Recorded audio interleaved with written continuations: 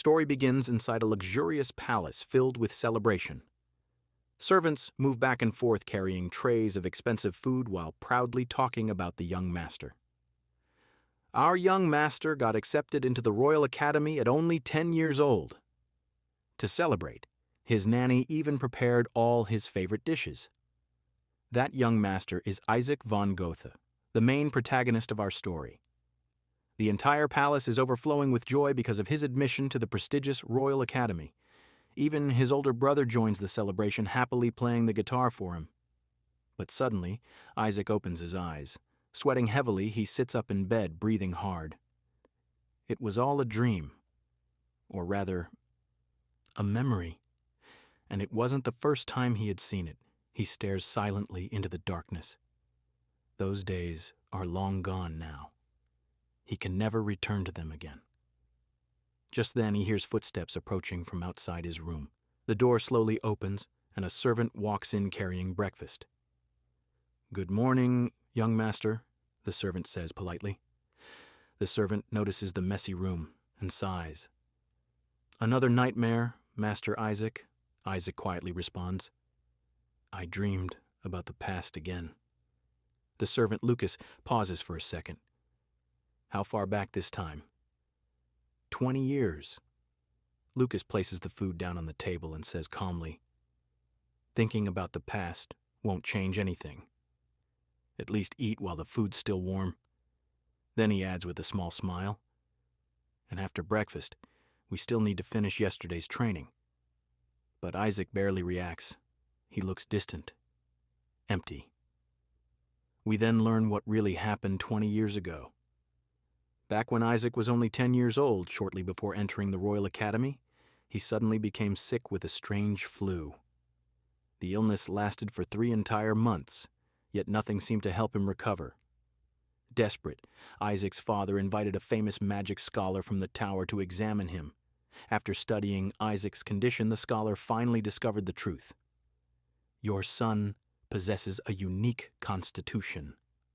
The scholar begins explaining, "In this world, every human possesses mana.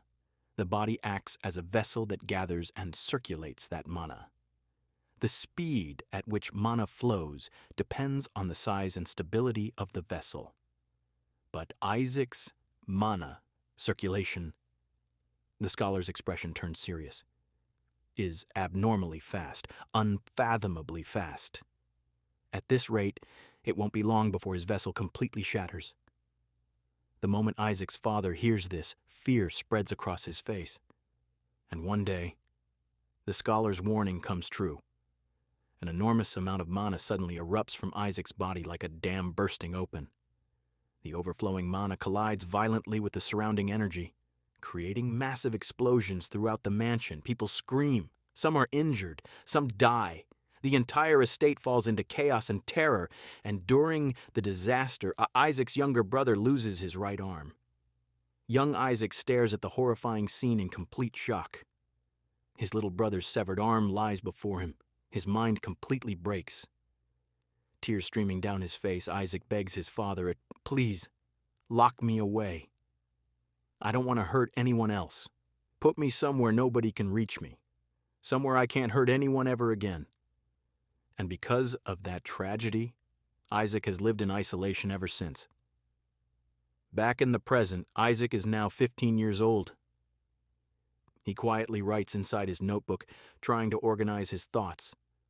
But suddenly, he hears Lucas coughing behind him. Isaac immediately freezes in fear. "No, not again." He slowly turns around and sees blood dripping from Lucas's mouth. The reason Lucas is coughing blood is because he has spent too much time around Isaac. Too much exposure to Isaac's unstable mana has started affecting his body as well. Isaac von Gotha quickly rushes toward Lucas and supports him before he can collapse. "You need to take care of yourself," Isaac says anxiously. "At the very least, take a month off." Lucas wipes the blood from his mouth and looks at Isaac with concern instead. "If I'm not here, then who's going to take care of you, young master?" Isaac lowers his eyes. "Then I'll fire you if that's what it takes to make you rest." But Lucas suddenly smiles confidently. You know how many mana explosions you've caused over the years, he says jokingly, and yet not even a scratch appeared on me. Then he grins proudly. You won't find another servant like me anywhere. Isaac's expression only becomes more painful. But if you stay with me, you could lose everything, he whispers, even your life. Unable to bear the guilt, Isaac suddenly turns away and pretends to be angry. Leave already. I need to meditate. Stop bothering me. Lucas understands immediately. Like a loyal servant, he bows slightly. As you wish, young master. Then he quietly leaves the room and closes the door behind him. After Lucas leaves, Isaac sits alone in silence, terrified, fragile, completely isolated. Time passes. Isaac grows older. Now dressed in formal black clothes, he sits alone at a massive dining table inside a dark hall. The room looks more like a graveyard than a mansion. The bodies of servants and attendants lie motionless around him. Then suddenly, a voice echoes from behind him. So, you finally came back. Lucas slowly turns around in fear. Standing there is a man covered in blood wearing a horrifying smile. Welcome back, Lucas, the man says creepily. It's been a long time. Young Majesty. Isaac suddenly wakes up. Sweat pours down his face as he grabs his head in panic. No, Lucas died. The last memory he has of Lucas is blood coming out of his mouth, and ever since that day, an entire year has passed. Lucas never returned. Isaac blames himself for everything. If only I had acted colder toward them. If I pushed everyone away harder, maybe they would still be alive. Years continue to pass. Isaac grows from a teenager into a middle-aged man, but he never wastes his time. Instead, he dedicates every moment of his life to studying magic, searching desperately for a way to survive his cursed constitution. He reads endless, magical books, researches theories day and night, meditates constantly to calm his unstable mana. And after decades of effort, he finally discovers a solution. But by then, Isaac is already 71 years old. One day, Isaac sits at his desk writing notes when suddenly, he hears a voice from outside the gate. Brother. Brother. The moment Isaac hears that word, his entire body freezes. Then the voice calls again. It's me, Jonas. Are you asleep? Isaac immediately stands up in shock. Jonas! Why are you here? From outside the gate, the voice asks softly, Can I come in? Isaac hesitates, then quietly says, No, just stay there and talk to me from outside. The moment he says it, regret appears on his face. Now both brothers sit against opposite sides of the gate, separated by only a wall. Isaac asks carefully, How have you been? Jonas laughs weakly. That's a very long story. Then his tone softens. Do you know, today is the anniversary of our parents' deaths? Isaac lowers his eyes sadly. How did father die? Jonas pauses. That's another long story. Do you really want to hear it? If you want to tell me, Isaac replies softly. A faint smile appears on Jonas's face. Then I guess I should start from 30 years ago. And so, Jonas begins telling stories from their childhood. As the conversation continues, the two brothers slowly begin feeling like children again. For the first time in decades, Isaac smiles naturally. I have to admit, he says quietly, you're a talented storyteller. Jonas chuckles. Really? Maybe I should have become a wandering poet instead. Then he laughs awkwardly. Though, writing with one hand would have been difficult. The moment Isaac hears that, his smile disappears. His brother lost that arm because of him. Sorry, Isaac whispers, but Jonas gently interrupts him. Father, mother, and even I resented you for a long time, brother. Isaac's eyes tremble. But we also missed you very much. Hearing those words, something inside Isaac finally loosens. For the first time in years, he feels peace. Memories of his childhood self begin returning to him. But then Jonas suddenly says with deep regret, It's A shame. At least once before the end, I wanted to see your face again, brother. The moment Isaac hears "before the end," his expression changes instantly. Tension fills the air. Jonas continues speaking weakly. While the war was raging, the gates opened. Monsters we had never seen before entered this world. And the radical faction of the new religion. The atrocities they committed. Isaac suddenly stands up in panic. Jonas, are you all right? But Jonas continues as if he can barely hold on anymore. Now, at least you can spend the rest of your life in peace.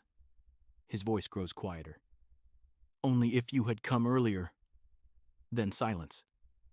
Isaac notices something horrifying. Blood is slowly flowing from beneath the gate. His eyes widen. He immediately throws the gate open and sees Jonas collapsed on the ground with a sword through his body. Most of his blood is already drained away. He's gone. Isaac falls to his knees beside him, devastated. Even after all this, you still stayed here just to tell me your story. With trembling hands, Isaac lifts his brother's body and slowly begins walking outside. Tears stream down his face. You're so light! How long have you been starving? As Isaac steps beyond the gate, blinding light pours over him, and when he finally looks up, the entire kingdom is destroyed. Ruins cover the land. Collapsed buildings, broken swords, scattered corpses. Monsters roaming freely through the remains of civilization. Then snow begins to fall from the sky. Isaac slowly raises his hand and whispers softly to his brother's body. Look, Jonas. It's snowing. And in that freezing world, his only thought is that he can't let his little brother stay cold anymore. Isaac waited until spring finally arrived, and then he buried Jonas beside the family cemetery. As he stood in front of their graves, he demonstrated his magic and realized that his mana had finally become completely stable. But by now, it was already far too late. Deep down, Isaac kept wondering if it was somehow possible to reset everything. He slowly sat beside the graves and leaned his head against the cold ground, asking whether he deserved forgiveness, even if it was only a little. Regret completely consumed him as he thought about how everything could have changed if he had returned sooner. Maybe if he hadn't pushed everyone away, things would have turned out differently. While drowning in those thoughts, Isaac eventually rested his head on the ground and passed away. But even after death, he could still hear a familiar voice calling out to him. The voice asked whether the young master was having another nightmare. At first, Isaac couldn't recognize it, but then he realized it belonged to Hans, someone who had already died long ago. The moment Isaac opened his eyes, he found himself lying on a bed completely drenched in sweat and breathing heavily. Confused and panicked, he looked around and realized he was back inside his old room. One of his servants nervously asked if he was feeling all right and whether he had trouble sleeping. Isaac remained frozen in confusion, unable to understand whether this was all a dream or flashes from his previous life before everything fell apart. He immediately got out of bed and rushed toward the window. Standing there in shock, he suddenly heard another familiar voice calling for him from outside. When Isaac looked down, he saw his younger brother Jonas casually sitting on a tree branch outside the window, staring up at him exactly like he used to during childhood. The sight of him made Isaac step back in disbelief as the overwhelming regret inside his heart slowly began to fade. At that moment, Isaac realized this wasn't a dream at all. He had truly returned to the past, and this was his chance to stop the tragedy before it happened again. This time, he became fully determined to change the future.